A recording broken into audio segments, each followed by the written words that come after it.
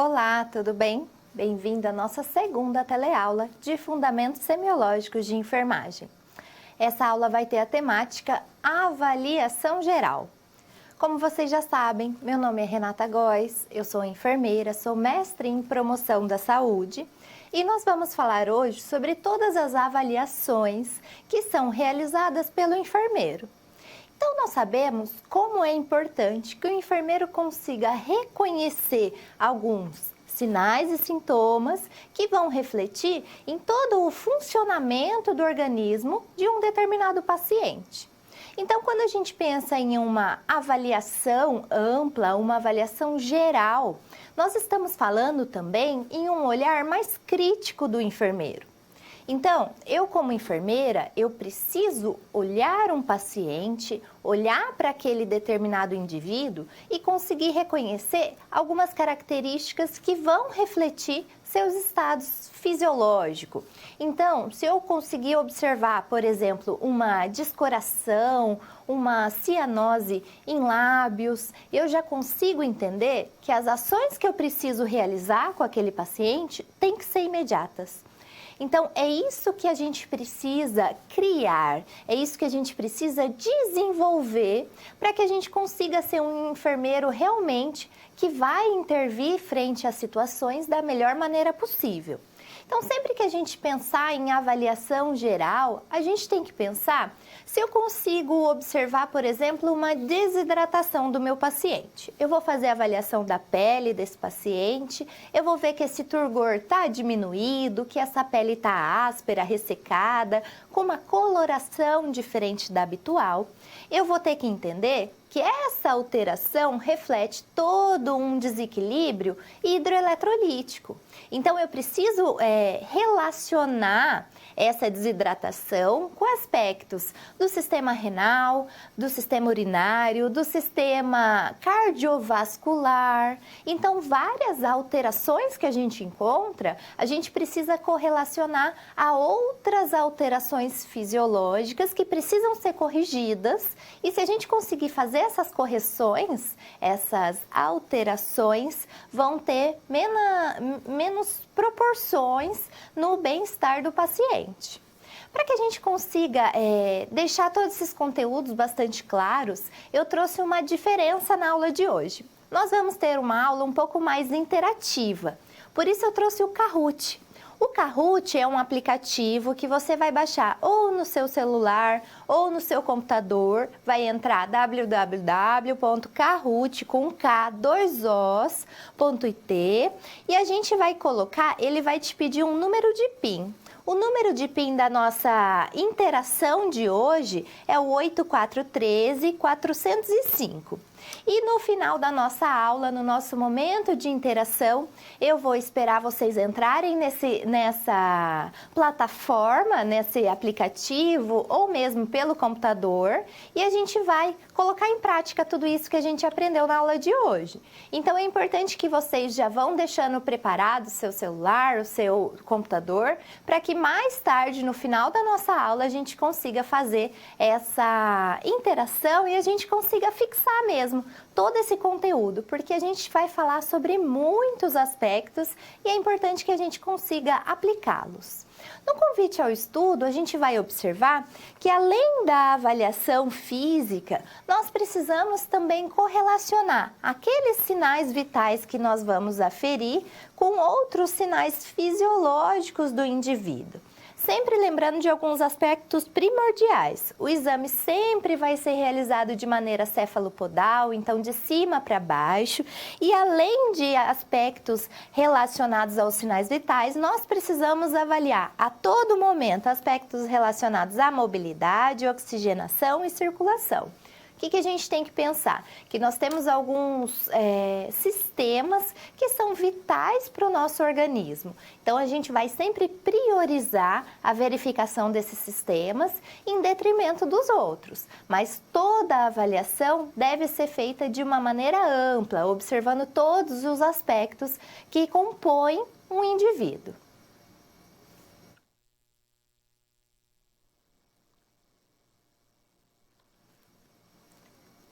Nosso primeiro conceito fala sobre a avaliação geral. É importante que a gente consiga compreender que quando eu penso em uma avaliação geral, não quer dizer que ela não seja minuciosa, não quer dizer que eu vou só passar o olho no meu paciente. O enfermeiro precisa ter um olhar treinado, um olhar atento para reconhecer algumas particularidades que são comuns em várias patologias que vão afetar os principais sistemas corpóreos. Então, por exemplo, se eu for cumprimentar um paciente e eu perceber que ele estava normal na minha primeira interação com ele, e nesse momento ele está letárgico, ele está vagaroso, eu já vou entender que essa é uma alteração importante. Então, se eu chamar um paciente ao conversar comigo, eu observar, por exemplo, um desvio de rima, ou seja, uma hemiface, metade de uma face do paciente está movimentando mais do que a outra, eu já vou identificar uma alteração importante. Então, são vários os aspectos que precisam passar por essa avaliação criteriosa para que a gente não traga malefícios durante o atendimento aos pacientes. Então, sempre que eu for pensar, eu vou avaliar um paciente. Eu não vou fazer uma única avaliação quando eu precisar fazer a prescrição de enfermagem. Então, se a gente for pensar em todo o processo de enfermagem, em todos os 5 passos desse processo, da sistematização da assistência, quando eu falo em exame físico, em uma avaliação, eu penso já no histórico de enfermagem, na anamnese, naquele primeiro momento. Mas não.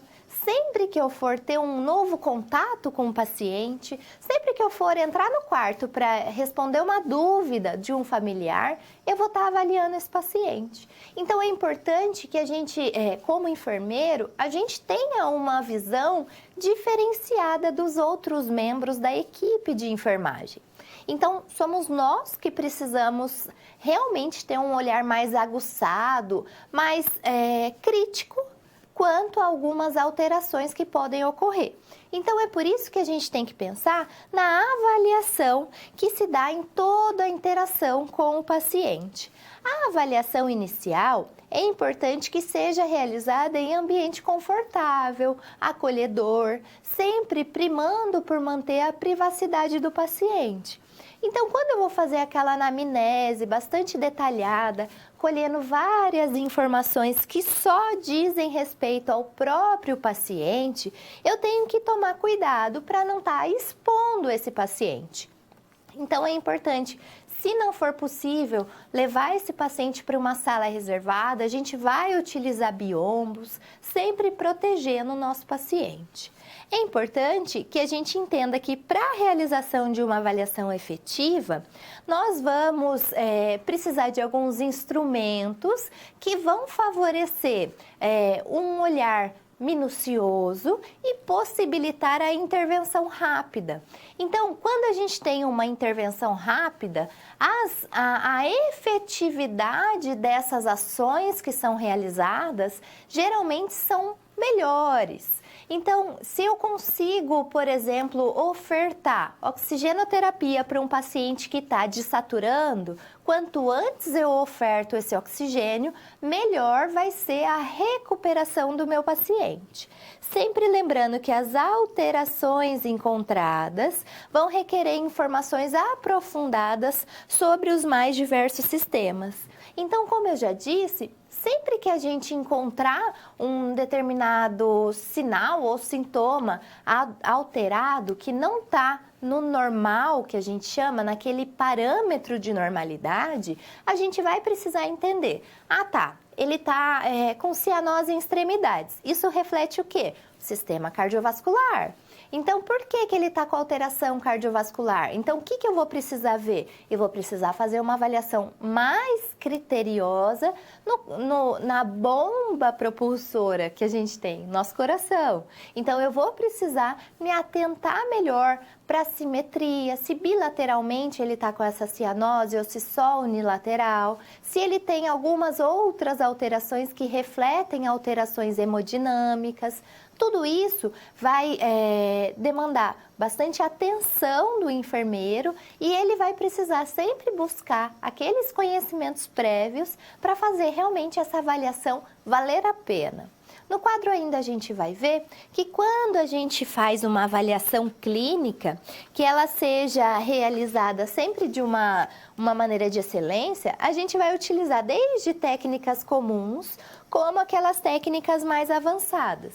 Por exemplo, se eu estiver atuando em um pronto-socorro e o paciente chegar para um atendimento queixando-se de uma cefaleia, por exemplo, eu vou estar ali conversando com ele, utilizando a inspeção, mas se em algum momento ele tiver uma síncope, por exemplo, eu vou precisar saber aplicar uma escala de NIS, por exemplo, uma escala específica que vai fazer a leitura de complicações neurológicas, eu vou precisar saber fazer o exame dos 12 pares de nervos cranianos. Então, são técnicas, desde as técnicas mais simples até as técnicas mais avançadas, para que a gente consiga realmente entender o que se passa nos sistemas corpóreos. Ainda no quadro, a gente vai observar que no primeiro contato com o paciente, o enfermeiro já faz a sua inspeção geral. Então, eu sempre costumo dizer que quando eu chamo o paciente pelo nome e aperto a mão do paciente, eu já estou avaliando no mínimo 10 aspectos importantes desse paciente.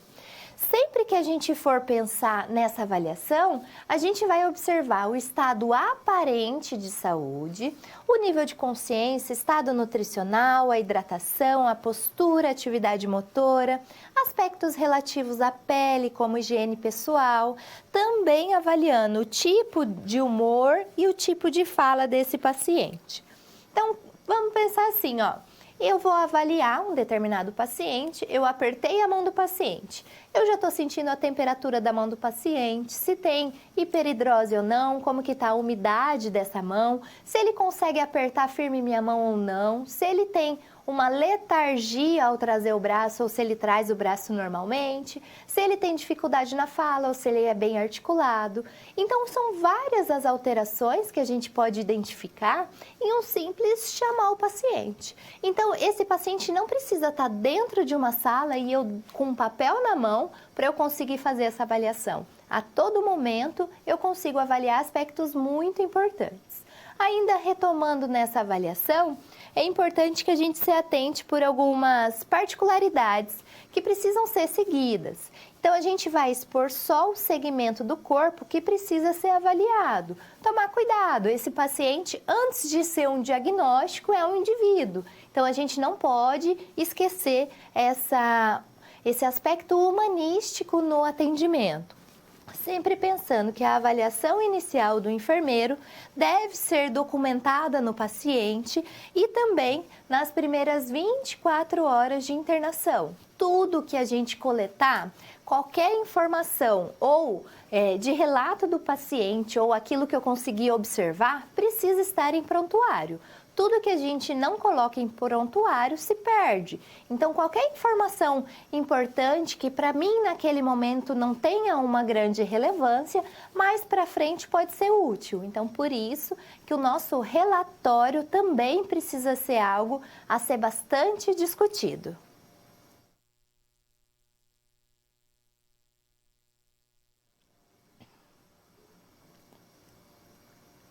Quando a gente pensa em uma avaliação de um paciente, tem alguns sinais que são refletidos por meio de técnicas básicas que a gente precisa desenvolver da melhor maneira possível.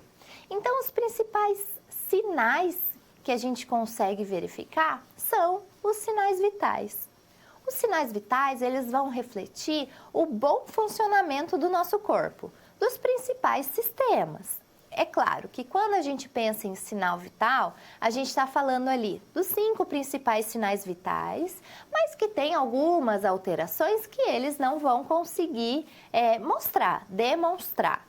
Mas as principais alterações, aquelas que requerem medidas mais rápidas, elas são trazidas por meio desses sinais vitais. E nós precisamos entender. Quando eu penso em uma pressão arterial, o que ela está refletindo para mim? Quando eu penso na temperatura corpórea, o que ela reflete para mim? Se eu tiver uma alteração, por exemplo, na frequência respiratória, o que ela me fala? Se um paciente tiver bradipneico, o que isso quer dizer? É importante que eu consiga correlacionar. Então, sempre que eu tiver uma bradipneia, eu preciso pensar que vai ter uma alteração na concentração de oxigênio e CO2 na corrente sanguínea, e isso vai me trazer alteração no pH. Então, esse desequilíbrio hidroeletrolítico pode sim ser trazido por aspectos relacionados ao sistema respiratório. Então, essa visão, essa articulação entre aquilo que eu estou conseguindo avaliar e todos os sistemas corpóreos tem que estar intrínseco no enfermeiro. Então, o enfermeiro, ao olhar essa dispneia, ao olhar uma bradipneia, ele já precisa lembrar de todos esses outros fatores. E é por isso que a gente vai falar um pouquinho sobre os principais sinais vitais. Então, o que a gente tem que pensar? Nós temos vários momentos onde os sinais vitais precisam ser verificados. O primeiro deles, na admissão. Então, é inadmissível eu receber um paciente para atendimento e não fazer a verificação dos sinais vitais desse paciente. Todo paciente que for admitido, eu preciso avaliar sinais vitais. Se meu paciente vai fazer um procedimento cirúrgico, um procedimento grande ou pequeno, é importante também que eu consiga realizar essa aferição antes e após esse procedimento, mesmo que for um procedimento diagnóstico, por exemplo, uma biópsia, uma endoscopia com biópsia. Eu preciso verificar também os sinais vitais antes e após esse procedimento. Se eu for fazer alguma administração de medicação que vai afetar as funções vitais, eu também preciso fazer essa verificação antes e depois. Por exemplo, eu vou dar uma medicação para o meu paciente que vai manter a pressão arterial estável. Vamos pensar, meu paciente é hipertenso, eu vou dar um atenolol para o paciente. Mas também está prescrito uma atencina, clonidina. Quando eu vou dar essa medicação, eu sei que a clonidina, ela é uma hipotensora potente. Então, ela tem a tendência a baixar a pressão arterial. Se o paciente já tiver com a pressão 7/4, ele vai ter uma complicação. Então, eu preciso fazer a verificação de sinais vitais antes e após a administração de medicamentos que vão afetar as funções vitais. Em casos de alteração do estado geral ou qualquer tipo de alteração física e também quando o paciente relatar alguma alteração. Muitas vezes, o paciente está em uma unidade de internação, por exemplo, e ele começa a sentir um mal-estar. Sempre que eu tiver qualquer relato do paciente de alguma alteração, de algum mal-estar, por exemplo, ele chega para você falando, do nada começou a doer minha cabeça.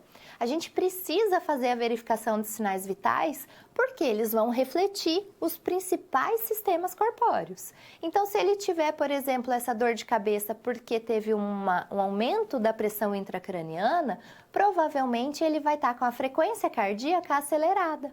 Então, isso vai refletir alterações importantes do meu paciente. Então, é importante que eu entenda os momentos onde eu preciso fazer a verificação dos sinais vitais.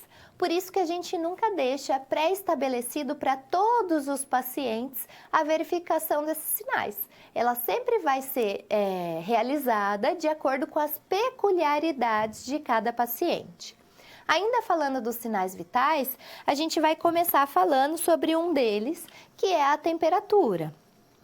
Então, sempre que eu falar em temperatura corpórea, eu estou pensando na diferença entre a quantidade de calor que meu corpo consegue produzir, menos a quantidade de calor que eu perco para o ambiente. Então, o calor produzido menos o calor perdido é o que eu vou ter restante na minha temperatura corpórea. Lembrando, a temperatura normal do ser humano é de 36 a 37,8 graus Celsius. Sempre que eu tiver alterações desses padrões, eu preciso buscar de onde vem.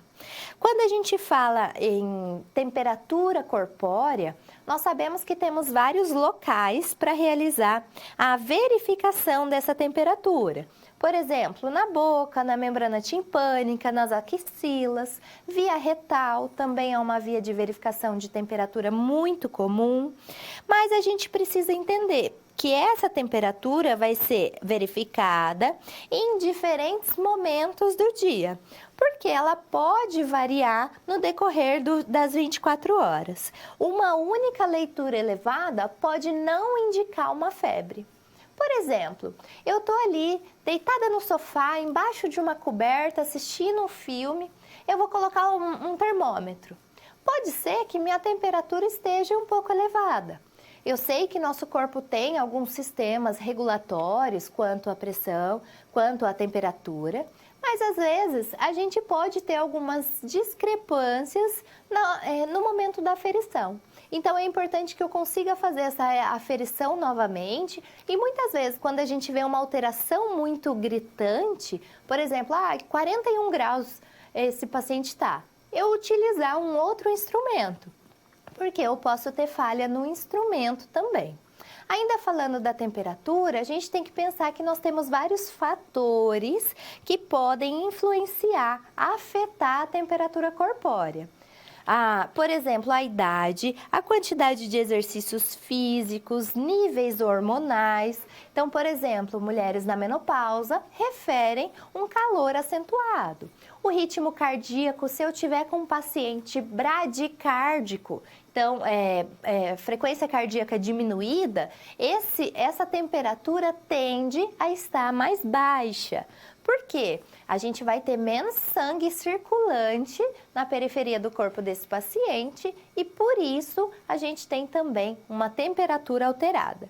Níveis de estresse podem fazer com que a temperatura se altere e o próprio fator ambiental. Então, se eu estiver em uma sala extremamente gelada, eu posso ter uma diminuição da minha temperatura corpórea. É importante que eu consiga entender que o equilíbrio da temperatura é regulado por vários mecanismos comportamentais e fisiológicos. Por exemplo, nosso corpo é muito inteligente, nós sabemos que a gente tiver com uma temperatura abaixando, o nosso corpo tem alguns mecanismos de defesa. Então, eu vou apresentar um tremor e esse movimento vai estimular a minha circulação corpórea, isso vai fazer com que minha temperatura suba. Se eu tiver uma temperatura muito alta, estou fazendo exercício, então estou correndo, o meu corpo vai liberar um mecanismo para eu transpirar. Essa transpiração tende a refrigerar a superfície da pele, isso vai diminuir um pouco a temperatura corpórea.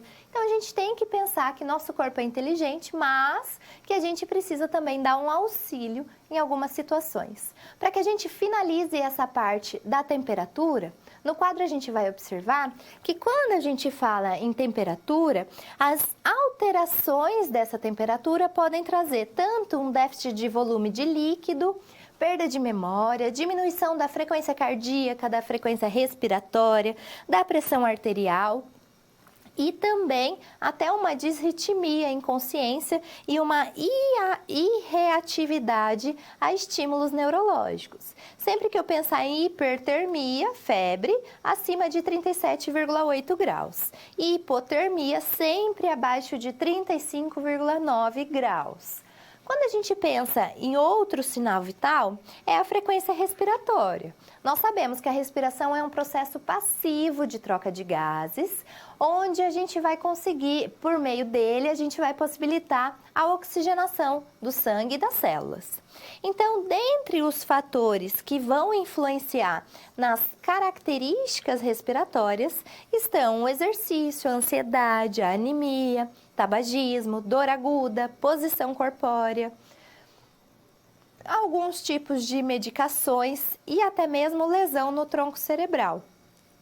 Quando o paciente sofre, por exemplo, um acidente de trânsito e tem um TCE, se ele tiver alguma lesão em tronco cerebral, lembra, nosso encéfalo é composto por encéfalo, bulbo, ponte e tronco. Se ele tiver alguma lesão, principalmente nessa região de cerebelo, de tronco, ele pode ter ali uma alteração no padrão respiratório. Então, esse movimento que é automático para de ser realizado. E se a gente não entrar com intervenções na hora, esse paciente vai a óbito. Então, é importante que a gente entenda essa dimensão desse sinal vital para que a gente consiga também avaliar corretamente nosso paciente. No quadro, a gente vai falar sobre a frequência respiratória normal. Então, sempre que eu pensar em índices de normalidade para o adulto, é de 12 a 20 incursões respiratórias por minuto. Então, sempre a gente fala incursões respiratórias, que quer dizer o quê? Uma inspiração e uma expiração. Esse processo completo de ins e ex é que faz uma incursão respiratória. Se eu tiver alterações desse 12 a 20 incursões respiratórias por minuto, é o que eu caracterizo como bradipneia ou taquipneia. Então, se meu paciente tiver de 12 a 20 incursões respiratórias por minuto, ele vai estar eupneico. Então, tudo certo. Agora, se ele tiver abaixo de 12, eu vou falar que ele está com uma bradipneia. No quadro, eu trouxe algumas terminologias para facilitar, para a gente gravar bastante esses termos, porque eles são muito utilizados. Então, bradipneia é uma frequência inferior a 12 incursões respiratórias. Taquipneia, quer dizer, muito acelerado, acima de 20 incursões respiratórias. Hiperpneia, eu tenho um aumento da frequência e também da profundidade respiratória. Então, aumenta a quantidade de incursões e também elas são realizadas de maneira profunda. Uma hipopneia diminui tanto a frequência quanto a profundidade respiratória, e a apneia é quando eu tenho a cessação da respiração por vários segundos ou até mesmo por muito tempo. Então, eu preciso entrar com medidas rápidas naquele momento, porque senão esse paciente vai ter uma parada respiratória e, consequentemente, se nada for feito, uma parada cardíaca. Então, é importante que a gente consiga identificar alterações. Eu só vou citar que outro sinal vital importante que a gente considera também é a dor.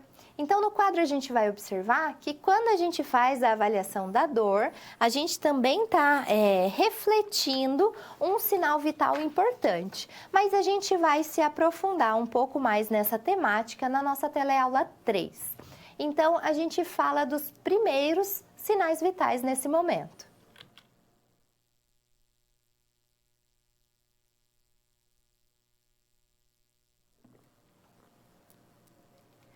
Quando a gente fala em uma avaliação geral do paciente, nós temos vários sinais vitais que vão refletir o funcionamento dos principais sistemas corpóreos.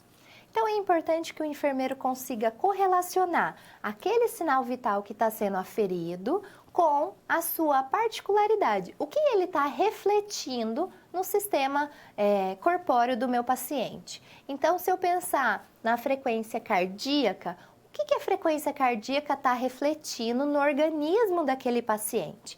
Então, está refletindo o funcionamento do sistema cardiovascular. Então, se eu tiver uma frequência cardíaca diminuída, o que isso quer dizer? Ou que esse coração não está sendo impulsionado conforme deve, ou que eu tenho alguma obstrução no sistema vascular. Então, é importante que eu consiga correlacionar essas alterações que podem ser encontradas a alterações fisiológicas, alterações no funcionamento do meu corpo. No quadro, a gente vai falar sobre a frequência cardíaca. Frequência cardíaca ou pulso. Pulso porque a gente sente a pulsação em alguma região corpórea. Então, a pulsação ou frequência cardíaca é o fluxo sanguíneo que pode ser palpável. Então, aquele fluxo sanguíneo que eu vou conseguir fazer a avaliação. E essa frequência cardíaca vai indicar o estado circulatório no corpo do meu paciente. Sempre que eu pensar em frequência cardíaca, eu preciso avaliar 4 principais aspectos. O primeiro deles é o ritmo. Então, geralmente, existe um intervalo normal entre um batimento e outro. Esse intervalo normal é que a gente considera ritmo sinusal. Então, se essa frequência estiver rítmica, eu considero uma frequência sinusal. Se ela tiver com intervalos diferentes entre uma e outra, eu chamo de arritmia.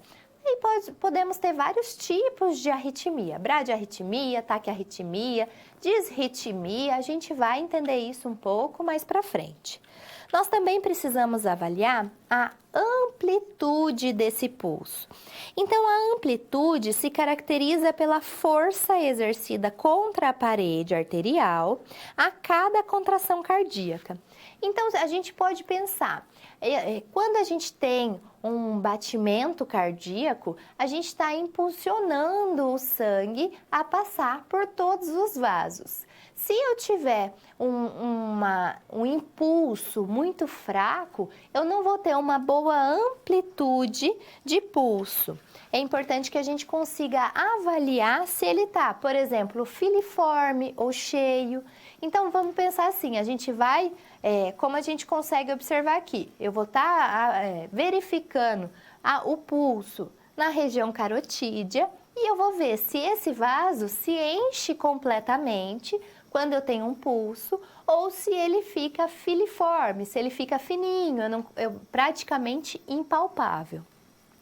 Eu também preciso avaliar a igualdade, então a simetria, se do lado direito está igual do lado esquerdo, se no braço está igual na perna, e sempre verificando junto ao pulso apical também. Sem esquecer de verificar também a frequência. Então, a frequência é um dos principais parâmetros que a gente utiliza. A gente sabe que no adulto, a frequência cardíaca deve estar de 60 a 100 batimentos por minuto. Então, se eu encontrar, por exemplo, 200 batimentos por minuto, alguma alteração importante tem ali naquele organismo e eu preciso tratar, eu preciso buscar o que está acontecendo. No quadro, a gente vai observar que quando a gente fala em frequência cardíaca, a gente precisa entender que vários fatores podem influenciar, como exercícios, a própria alteração de temperatura, emoções, distúrbios pulmonares.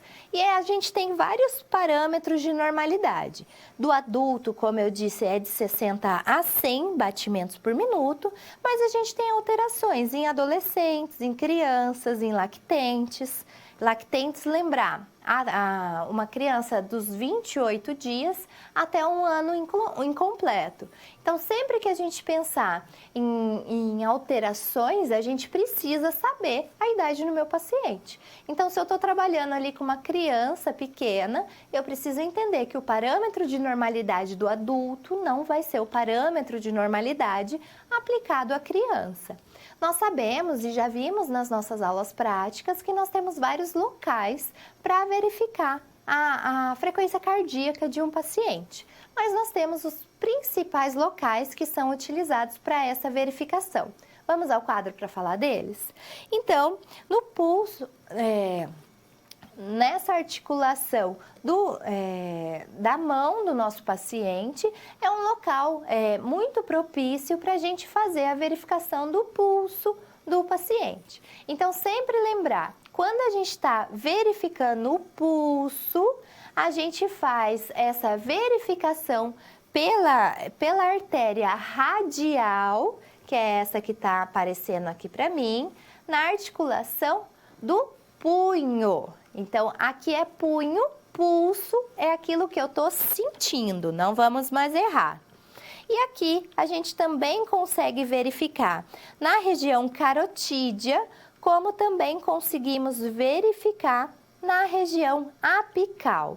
Então, a gente consegue palpar aqui na região do pescoço ou na região do braço, na extremidade do nosso braço, ou também utilizando muitas vezes o estetoscópio, fazendo no ponto de impulso máximo, que é na região apical. Então, a gente consegue identificar algumas alterações importantes e consegue trabalhar frente a elas. O último sinal vital que a gente vai falar, e não menos importante, é a pressão arterial. Quando eu falo em uma determinada pressão arterial, pressão, o nome já me diz, é a força que o sangue exerce na parede das artérias. Então, alguns fatores vão influenciar, alterar essa pressão arterial, como idade, raça, gênero, estresse, variações diurnas e medicamentos que vão trazer algumas consequências para essa aferição. Então, sempre pensar que quando a gente faz a aferição da pressão arterial, a gente vai ouvir dois valores. O primeiro valor é a pressão arterial sistólica, então correspondente à contração do nosso músculo cardíaco. E o segundo valor é referente à pressão arterial diastólica, no momento em que eu tenho o relaxamento da musculatura cardíaca. Se eu tiver a luz do vaso conforme habitual, eu vou ter uma pressão normal. A pressão normal varia, mas em geral é o que a gente considera 120 por 80 milímetros de mercúrio. Se eu tiver qualquer valor acima de 139 por 89, eu vou ter uma pré-hipertensão. E todo valor acima desse valor, ele vai ser considerado uma hipertensão. A hipertensão é associada à perda de elasticidade e ao espessamento arterial. Isso vai fazer com que a gente aumente a resistência vascular. Vamos pensar assim. Se eu tenho um vaso bem grande, uma passagem grande, eu vou passar normalmente. Agora, se essa passagem for diminuída, a pressão que eu vou precisar para conseguir impulsionar esse sangue por essa luz diminuída é maior. Então, se eu tiver um vaso muito rígido, acúmulo de tecido gorduroso nesse vaso, ele vai diminuindo essa passagem de água. De sangue, né? Essa luz que a gente fala. E ele vai cada vez mais diminuindo e cada vez mais aumentando a pressão. Então, por isso a tendência a aumentar a pressão conforme aumenta a idade. É comum a gente ver hipertensos, pessoas normais, quando jovens, e quando vão ficando mais velhos, adquirindo essa doença crônica não transmissível, que é a hipertensão. Ainda falando da hipertensão, a gente precisa entender que temos alguns fatores de risco para quando a gente tem elevação da pressão arterial. Por exemplo, histórico familiar, obesidade, tabagismo, uso de álcool, dislipidemia, alterações na quantidade de gordura no sangue e também estresse. Todos esses fatores podem contribuir para a hipertensão. Mas nós temos também a hipotensão, que ocorre quando a gente tem uma dilatação arterial ou também quando a gente perde grande volume de sangue. Então, isso pode trazer alguns sintomas associados, como palidez, pele fria, confusão, frequência cardíaca aumentada e diminuição também do débito cardíaco. Então, o débito cardíaco é o volume de sangue bombeado pelo coração no período de 1 minuto. Um adulto, em geral, ele vai bombear 5.000 ml de sangue por minuto. O débito cardíaco de um adulto é de 5.000 ml de sangue por minuto. Então, aqui a gente consegue verificar algum passo a passo para a verificação dos sinais vitais. É importante que a gente sempre consiga deixar o paciente confortável, no mínimo com 5 minutos de repouso antes de fazer essa verificação. O braço sempre vai ser posicionado ao nível do coração, como a gente pode observar aqui, com a palma da mão voltada para cima. Algumas peculiaridades. Quando a gente consegue identificar, palpar a artéria braquial, a gente vai posicionar o manguito 2,5 cm acima dessa palpação. Então, a gente pode marcar a fossa cubital, então essa dobra do nosso braço, e fazer essa verificação 2,5 centímetros acima. Sempre pensando, a válvula da pera vai ser fechada sempre no sentido horário, para abrir no sentido anti-horário, e a liberação dessa válvula deve fazer cair o ponteiro. Esse ponteirinho aqui que a gente está vendo, ele deve cair de 2 a 3 milímetros de mercúrio por segundo. Se eu soltar essa válvula muito rápido, eu vou ter alterações na verificação. Então, essa aferição não vai ser uma aferição que vai corresponder à realidade. Sempre pensar, o tamanho do manguito, essa parte de tecido geralmente, do esfigmomanômetro, ele precisa ser correspondente ao braço do paciente. O que eu tenho que pensar? A largura do manguito deve ser 40% da circunferência braquial e seu comprimento de 80% a 100% do tamanho do braço do paciente. Antigamente, se utilizava um manguito errado e fazia-se um cálculo para corrigir essa alteração. Então, o que a gente tem que pensar? Segundo o Ministério da Saúde, lá no caderno de 2014, as tabelas de correção de pressão arterial, de acordo com o tamanho do braço, elas tiveram sua validação questionada e não são mais reconhecidas. Então, se eu tiver um braço de 22 a 26 centímetros, eu preciso usar um manguito que tenha de 10 a 12 centímetros de largura, por 22 a 24 centímetros de comprimento. Se eu tiver um braço de 27 a 34 centímetros de circunferência, eu vou utilizar um manguito de 13 a 16 centímetros de largura e 30 centímetros de comprimento. Se eu tiver um braço de 35 a 44 centímetros, eu vou utilizar um manguito de 16 centímetros de largura por 36 a 38 centímetros de comprimento. E a mesma coisa, um braço de 45 a 52 centímetros. Eu vou utilizar um manguito de 16 a 20 centímetros de largura e por 42 centímetros de comprimento. Assim, a gente tem realmente valores adequados àquilo que está sendo aferido.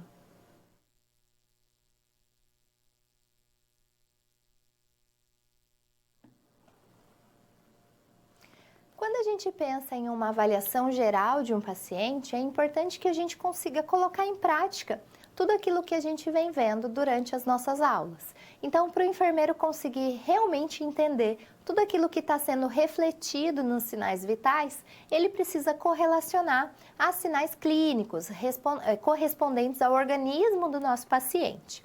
No quadro a gente vai falar sobre uma situação problema, para que a gente consiga então colocar em prática essa situação. Então, durante o estágio, alguns alunos tiveram umas dúvidas importantes. Quando a gente pensa em um exame geral, a gente precisa entender qual a importância desse exame geral e por que é importante que a gente realize esse exame de maneira minuciosa. Então, para que a gente consiga responder esse questionamento, a gente precisa entender que sempre que a gente pensar em uma entrevista de qualidade, uma anamnese, mais um exame físico, elas são sempre direcionadas para a coleta de informações. Então, essas informações que vão ser colhidas pelo enfermeiro precisam ser repassadas a toda a equipe multiprofissional para que a gente consiga planejar e desenvolver um plano de cuidados, e esse plano de cuidados vai trabalhar com resolutividade, ou seja, tudo que eu consigo coletar de informações, ele vai servir para que eu consiga delimitar o tratamento desse paciente.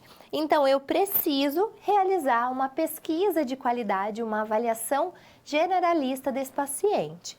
A pesquisa geral, ela se dá em todas as interações do enfermeiro com o paciente e também essa avaliação.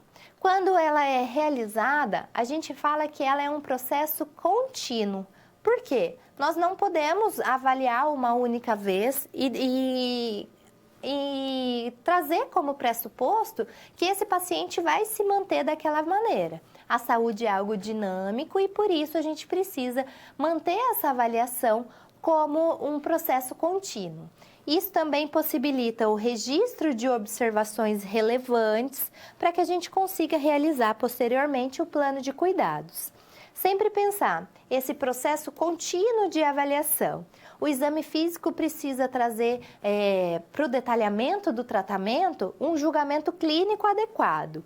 Sempre por meio dessa avaliação que se dá a todo momento, é que o enfermeiro também consegue realizar essa avaliação de maneira mais criteriosa. Então, é importante que a gente consiga trazer essa interação a todo momento e esse olhar mais crítico do enfermeiro frente a algumas alterações que podem ser encontradas.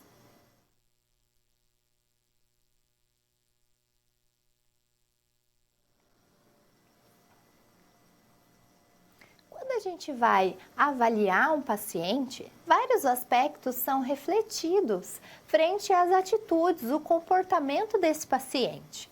Por exemplo, por mais que já tenha sido feita a verificação de sinais vitais em determinado paciente, quando eu vou por um paciente em internação hospitalar, eu vou conversar com esse paciente, detalhar algum procedimento que vai ser realizado, eu tenho vários outros aspectos que precisam ser avaliados, observados, para que eu consiga efetivamente conhecer esse paciente, observar algumas alterações importantes que podem influenciar no bom andamento do seu tratamento. Por isso, a gente precisa falar também sobre aspectos relacionados à mobilidade, à circulação e à própria oxigenação do paciente. No quadro, a gente vai falar um pouco mais sobre a circulação e a oxigenação. São vários os fatores que vão influenciar essa circulação e eu preciso trazer referências bem características dessas alterações para que eu possa planejar, com base nessa informação que eu coletei, qual vai ser o melhor tratamento.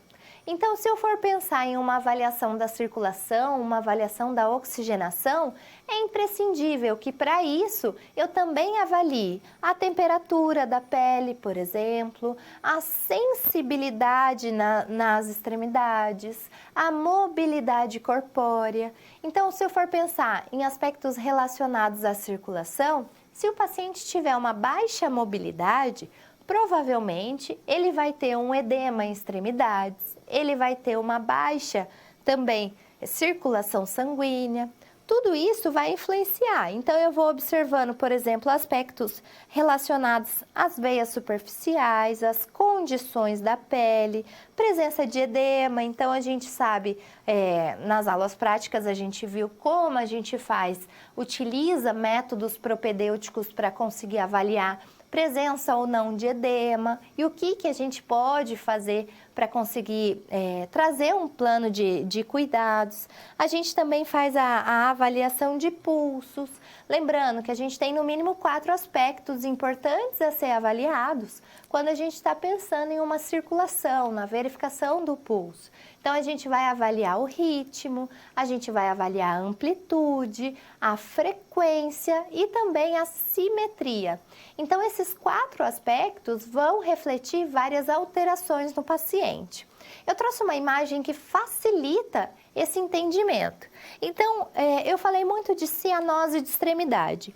Então, se eu observar um paciente, se eu for fazer uma avaliação no paciente e ver a mão nessa situação, eu preciso entender que isso vai refletir tanto aspectos relacionados à circulação corpórea, como também aspectos relacionados à oxigenação.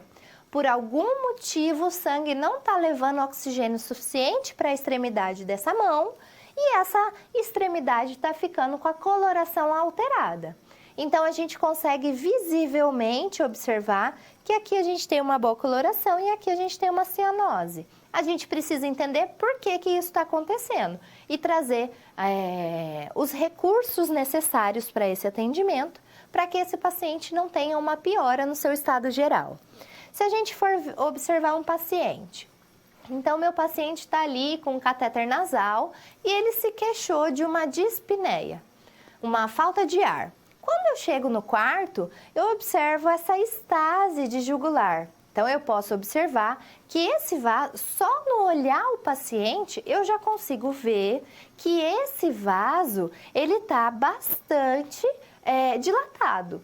Então, eu preciso entender por que que ele está dilatado e essa dilatação vai refletir alterações hemodinâmicas também do paciente, alterações nessa temperatura, alterações nessa circulação e até mesmo alterações relacionadas à oxigenação. Então, todos os aspectos que eu observo em um paciente, eles precisam refletir aspectos do organismo dele, porque com base nisso é que eu consigo fazer um planejamento de cuidados efetivo. Nós também precisamos entender que a gente vai avaliar a mobilidade corpórea. No quadro a gente vai observar que quando a gente fala dessa mobilidade, a gente precisa avaliar dor, deformidades, edema, presença ou não de nódulos, força e tônus muscular, marcha e postura e mesmo a sensibilidade. Lembrando que quando a gente observa todos esses aspectos, a gente consegue observar alterações importantes que também podem ser corrigidas com a prescrição de enfermagem adequada. Então, a gente vai observar tanto o sistema muscular como articular. Lembrando que eles têm função de suporte e movimento e a gente precisa, pensando em todos os sistemas corpóreos, avaliar força, tônus muscular, mobilidade, sensibilidade. Como a gente viu na aula prática, a gente vai avaliar todas as articulações do nosso paciente para que a gente consiga entender as principais alterações que podem estar presentes e conseguir trazer benefícios para o paciente. Então, o que a gente tem que pensar? Se por algum motivo o meu paciente tem um déficit de mobilidade, ele pode apresentar também uma alteração na oxigenação sanguínea. Por quê? Se ele não consegue realizar a expansibilidade adequada do tórax para conseguir inspirar, ele pode ter uma hipopneia e isso vai refletir em todo o organismo dele. Então, por isso que a gente tem que olhar o paciente como um todo, avaliando todos os aspectos que vão influenciar na saúde, no bem-estar desse indivíduo.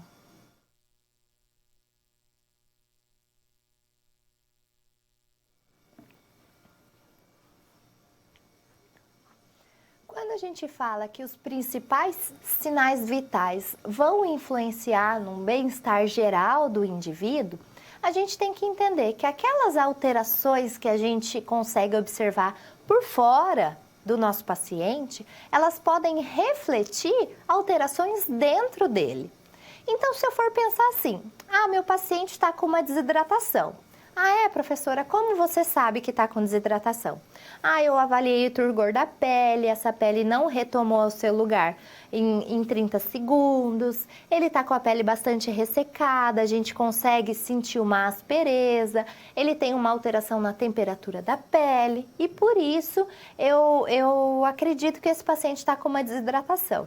Então, se ele está com uma desidratação, eu tenho que pensar que isso vai influenciar em todo o equilíbrio hidroeletrolítico desse paciente. Então, se eu tenho baixa concentração de líquido no corpo, eu vou ter alta concentração de solventes, de solutos. Então, o que eu estou pensando? Eu estou pensando que isso vai refletir tanto em níveis hemodinâmicos, ele vai ter uma alteração de pH sanguíneo. Essa alteração de pH sanguíneo pode desencadear uma alteração na bomba sódio-potássio. Se eu tiver muito potássio circulante na corrente sanguínea, isso vai afetar a contratibilidade do coração. Então, tudo isso precisa ser avaliado pelo enfermeiro para que a gente consiga observar realmente esse paciente como um todo, que ele deve ser observado. Então, falando sobre essas alterações referentes ao equilíbrio corpóreo, a gente vai no quadro observar como são compostos os líquidos corpóreos. Então, a gente sabe que a gente precisa de um equilíbrio e para manter esse equilíbrio, a gente precisa também manter esse corpo hidratado, manter aspectos vitais estáveis. Então, quando a gente pensa no nosso corpo, nós sabemos que ele precisa desse equilíbrio, tanto hidroeletrolítico como ácido básico, para manter a saúde propriamente dita. E os principais sistemas que contribuem para manter esse equilíbrio são os sistemas urinário e pulmonar. Então, a gente fala que o ponto 7 do pH é concentração de íons hidrogênios em determinada solução. Então, no meu sangue, para eu ter um equilíbrio, eu preciso ter o pH sanguíneo entre 7,35 e 7,45. Qualquer alteração desses valores vai trazer consequências para o corpo do meu paciente. Então, quando o nosso corpo identifica essas alterações, nós temos alguns mecanismos compensatórios que vão contribuir para manter a normalidade.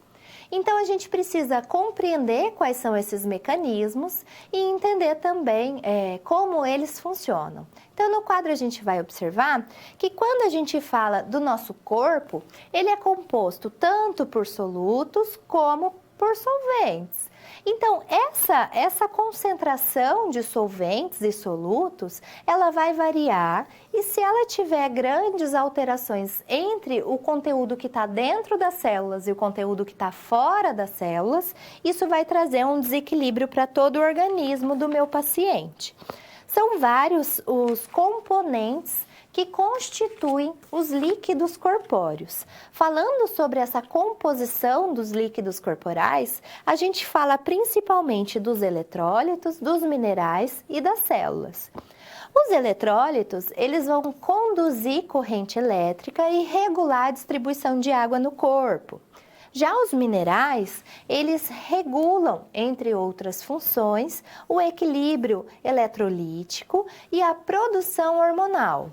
Então, a gente tem exemplos, por exemplo, de minerais, o zinco, o ferro, todos eles estão circulantes nos nossos líquidos corpóreos e contribuem para manter essa homeostasia.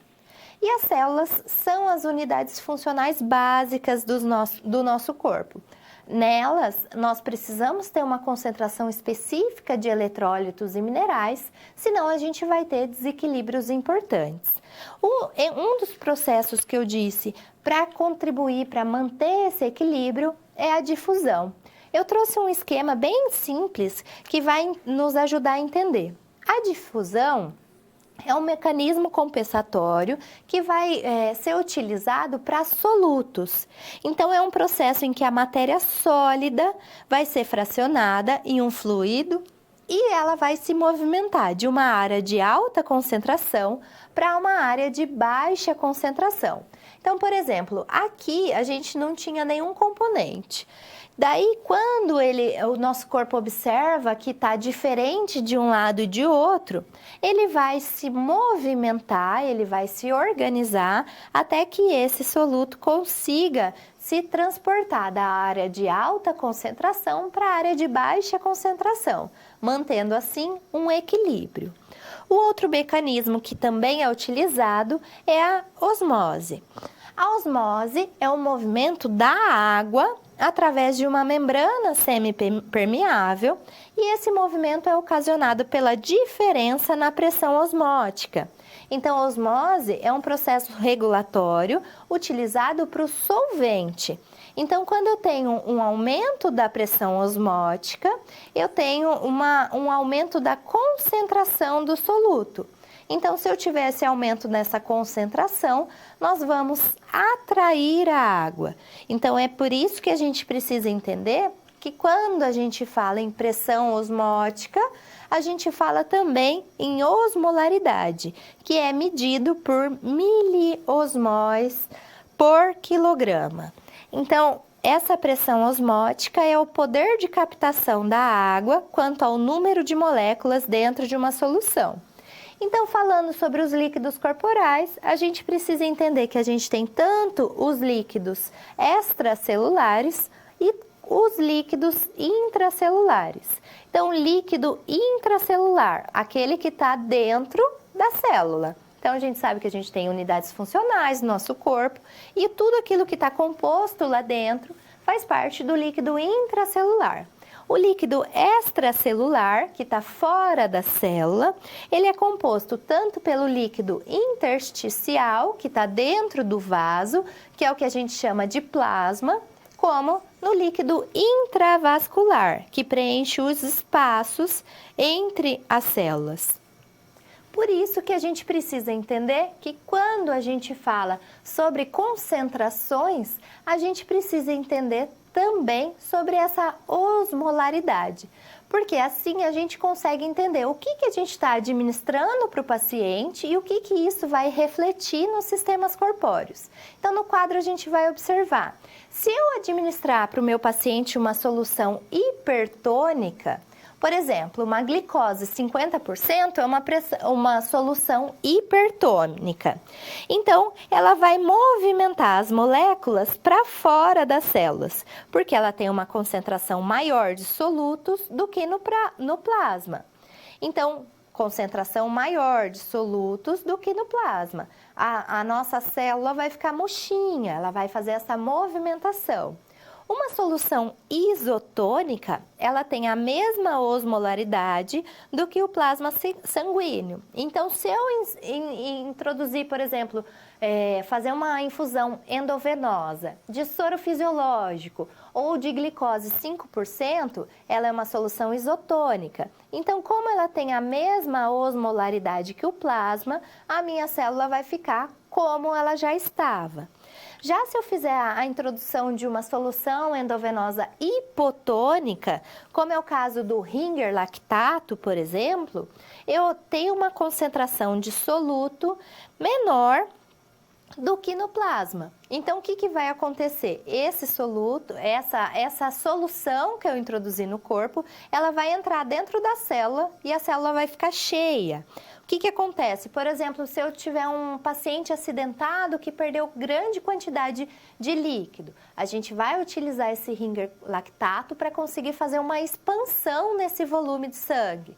Então, assim, esse paciente não vai ter grandes alterações em sinais vitais nesse momento, até que essa perda sanguínea possa ser corrigida. É importante que a gente entenda todo esse processo fisiológico que acontece para que a gente mantenha o equilíbrio corpóreo.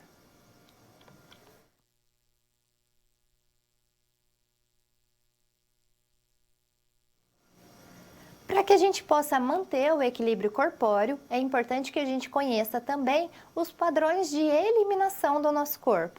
Então, tudo aquilo que entra e sai do nosso corpo precisa ser controlado para que a gente não traga malefícios para o bom funcionamento do nosso corpo. Então, no quadro a gente vai falar sobre esses padrões de eliminação, pensando... Quando a gente fala em eliminação, a primeira coisa que vem à nossa cabeça é a diurese e também a evacuação. Então, as eliminações, se a gente for pensar em um volume urinário que deve ser eliminado pelo adulto em um dia, é de aproximadamente 800 a 1.800 ml. Se eu tiver um volume menor ou igual a 400 ml por dia, eu vou chamar de oligúria. Meu paciente está oligúrico. Se meu paciente eliminar mais de 2.500 ml na 24 horas, ele vai estar ali com uma poliúria. Então, ele está eliminando muita quantidade de urina. E se ele eliminar um volume inferior a 100 ml, ele vai ser considerado anúrico. Então, um paciente anúrico reflete alterações importantes no sistema renal e isso vai trazer grandes complicações. Por quê? Se a gente for pensar nas unidades funcionais que ficam lá dentro dos cálices renais, a gente está falando dos néfrons. Então, nosso rim está ali e ele vai funcionar como um filtro para o nosso sangue. Então, nosso sangue vai passar ali pelo rim para ser filtrado e retirado as impurezas. Então, as principais impurezas que são retiradas são ureia e creatinina. Então, o nosso sangue passa ali pelo glomérulo. Vamos ver na imagem para facilitar. Nosso sangue vai entrar aqui e vai passar pelo glomérulo. A hora que ele passar pelo glomérulo, ele vai passar por todo esse caminho aqui, ó, túbulo proximal, alça de Henle, túbulo distal e vai cair aqui no ducto coletor. Quando ele faz todo esse processo, ele consegue ser filtrado. Essas impurezas conseguem ser eliminadas desse sangue. Então, se eu tiver qualquer alteração nessa unidade funcional do meu rim, essa filtração não vai acontecer. E essas impurezas vão ficar ali no meu organismo e isso vai prejudicar o bom funcionamento desse organismo. Então, é por isso que a gente precisa também controlar o padrão de eliminação do nosso paciente. Se a gente conseguir fazer esse controle, a gente consegue refletir o sistema urinário também. No quadro a gente vai observar os aspectos principais da diurese. Então, se a gente tiver uma diurese, por exemplo, 1 ou 1, a gente vai considerar que esse paciente está utilizando muita quantidade de líquido. Por algum motivo, ele está com uma ingesta hídrica muito grande. Se o paciente estiver aqui entre 2, 3 e 4, a gente considera uma coloração adequada. Já do 5 em diante, a gente reflete, por meio da coloração da urina, algumas alterações importantes que precisam ser controladas. Então, sempre que a gente pensar em diurese, a gente tem algumas terminologias que são muito utilizadas e a gente precisa conhecer. Disúria é dor à micção, enurese noturna é quando eu tenho uma micção durante a noite. Quando eu tenho nictúria, é o predomínio de diurese à noite, piúria, pus na urina e polaciúria, aumento da frequência com pequeno volume de urina. A gente tem que entender que a coloração da urina também precisa ser avaliada. Se eu tiver uma coloração âmbar ou cor de mel bem amarela, bem concentrada, como é o caso da urina número 5 e 6 do slide anterior, ela vai ser indicativa de desidratação. Esse paciente, por algum motivo, está bebendo pouca água. Se eu tiver uma coloração laranja, ela pode ocorrer tanto por desidratação, como também por alterações no fígado ou na vesícula. O aspecto vermelho, que a gente chama de hematúria, pode ser correspondente a sangue dessa urina, pode ser por cálculos, pode ser por outras complicações. Se eu tiver uma coloração muito escura, da cor de Coca-Cola, pode ser por presença de melanina ou outros pigmentos. Se eu tiver uma diurese azul ou esverdeada, pode ser tanto uma doença genética como alguma bactéria ou algum corante, tanto em alimentos como em medicamentos. Se eu tiver essa coloração mais puxada para o marrom, que a gente chama de colúria, é a presença de bilirrubina na urina, geralmente é associado à icterícia e também à acolia, uma alteração nas fezes. Falando em fezes, a gente precisa também avaliar os aspectos da evacuação. Então, a gente vai avaliar tanto o aspecto como consistência e odor das fezes. Então, ela pode estar líquida, semipastosa ou pastosa, que é o ideal. A gente pode ter melena, que é quando a gente tem acúmulo de sangue junto com a evacuação. A gente pode ter a hematoquésia também, que é uma alteração importante que vai refletir alterações no intestino. E podemos ter, inclusive, a presença de muco, que vai alterar a coloração. Ainda falando de eliminações, a gente pode ter outros tipos de eliminações. Por exemplo, em caso de procedimentos como dreno de tórax ou como drenos em algumas cirurgias, a gente vai precisar observar esses drenados para conseguir trazer o que eles estão refletindo do corpo do nosso paciente.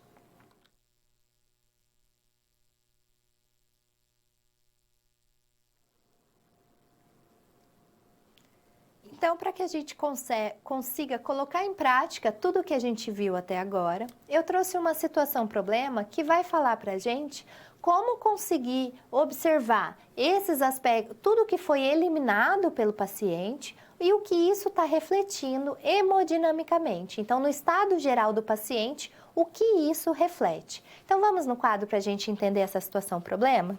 Eu pergunto, nessa situação, como fazer o controle da ingesta e da eliminação de líquidos e, posteriormente, como calcular o balanço hídrico de determinado paciente.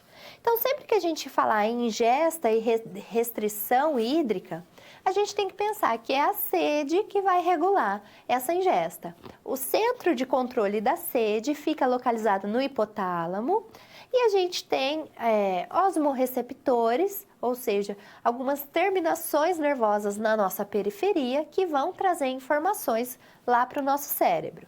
Eles vão identificar alterações, principalmente na concentração plasmática e no volume sanguíneo, para conseguir mostrar para o meu corpo que alguma coisa não vai bem. Então, para que eu consiga fazer esse controle, eu preciso saber tudo que entrou para o meu paciente, então soro, medicação, água, tudo que ele ganhou e tudo aquilo que ele perdeu. Perdeu, além de diurese, evacuação líquida, êmese ou presença de drenos, e tudo isso vai ser realizado um somatório no prontuário do meu paciente. Eu vou somar tudo que ele ganhou, dieta, líquido, soro, diluição, dieta parenteral, tudo isso vai me dar um valor total. E eu vou somar também tudo que ele perdeu, urina, fezes, vômito, drenagens, e eu vou diminuir essa perda do ganho para eu ter um resultado. Meu balanço hídrico pode ser tanto positivo como negativo. E se eu tiver um balanço alterado, eu vou precisar trazer algumas correções, e essas correções são trazidas quando eu consigo trazer um plano de cuidados para o meu paciente.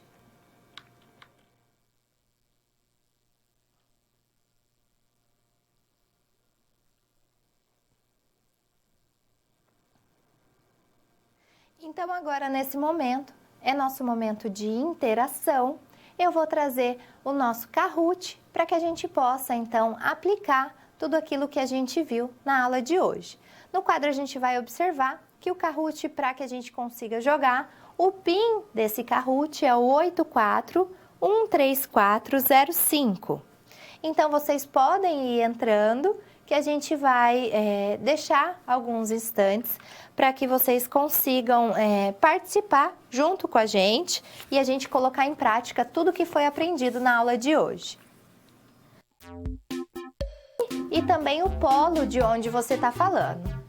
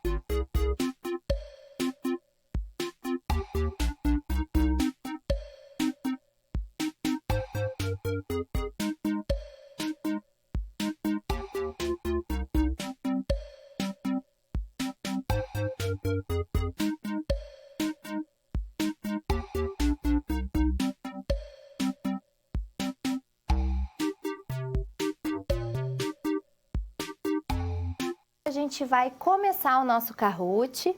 Vamos lá para a nossa primeira pergunta, para que a gente possa fazer essa interação.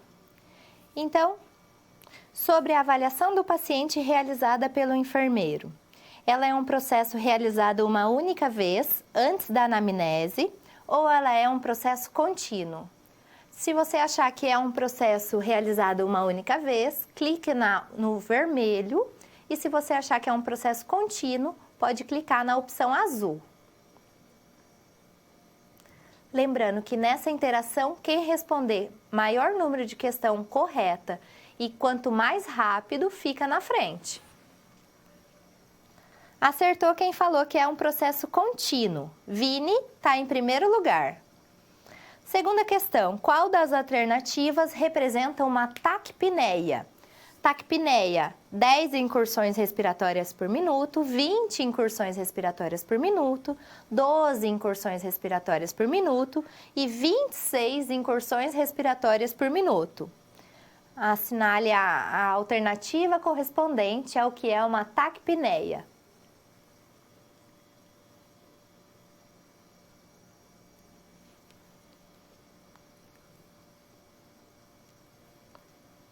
Acertou quem falou 26 incursões respiratórias por minuto. Frank está em primeiro lugar. Terceira questão. Quando há desequilíbrio hidroeletrolítico, o pH sanguíneo está abaixo de 7,4. Nesse caso, nós vamos ter uma...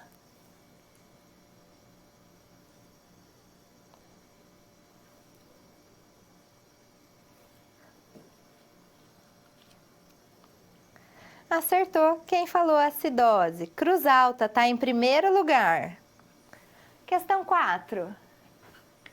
Qual sinal vital é mensurado com o auxílio de um esfigmomanômetro? Então, a pressão arterial, a frequência cardíaca, a temperatura ou a frequência respiratória? Está muito fácil, hein? Qual sinal vital é mensurado com o auxílio de um esfigmo?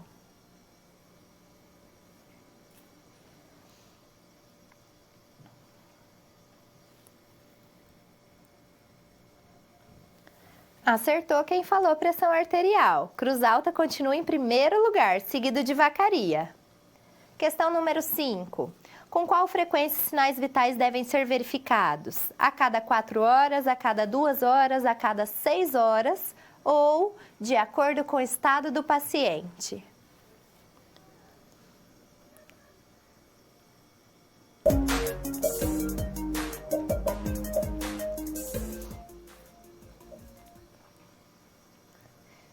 Então,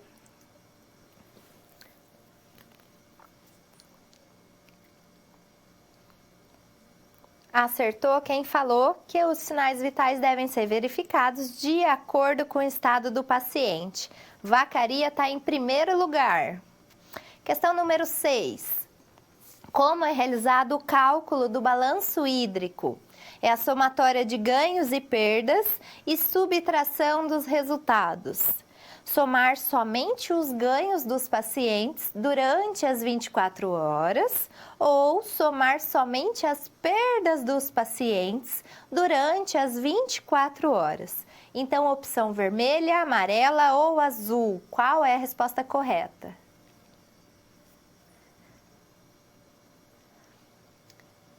Acertou quem falou que a gente vai somar as ganhas e as perdas e subtrair os resultados. Tiago, de Piripiri, está em primeiro lugar. Questão número 7. Um paciente com temperatura de 38,2 graus Celsius é classificado como hipertenso, eupneico, hipotérmico ou hipertérmico? Essa está muito fácil. Hipertenso, eupneico, hipotérmico ou hipertérmico?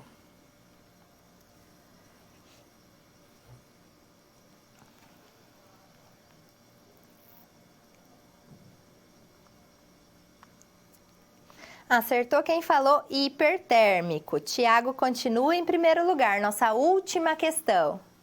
O pulso radial é localizado na fossa cubital do braço, à esquerda do externo no 5º espaço intervertebral, no pescoço, próximo à jugular externa ou próximo à articulação do punho.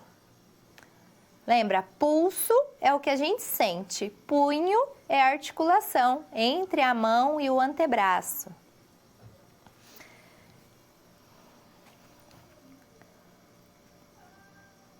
Acertou que falou. Próximo ao punho, Vacaria ficou em primeiro lugar, seguido de Tiago de Piripiri e Lisa de ITBA. Então, a gente precisa entender que quando a gente faz essa interação, a gente tem uma fixação maior do conteúdo e isso é importante para que a gente possa, então, trazer à tona tudo que a gente aprendeu.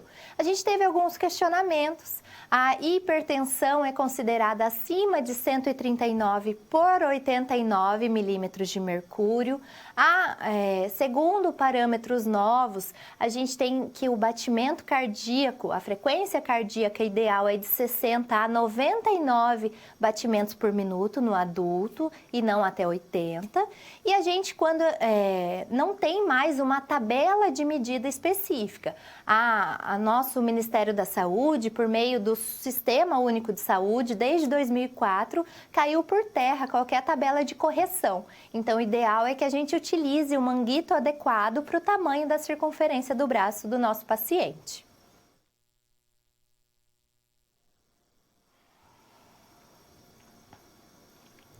Então, para que a gente possa compreender a importância da verificação dos sinais vitais, nós precisamos entender que eles vão refletir o funcionamento do corpo do nosso paciente.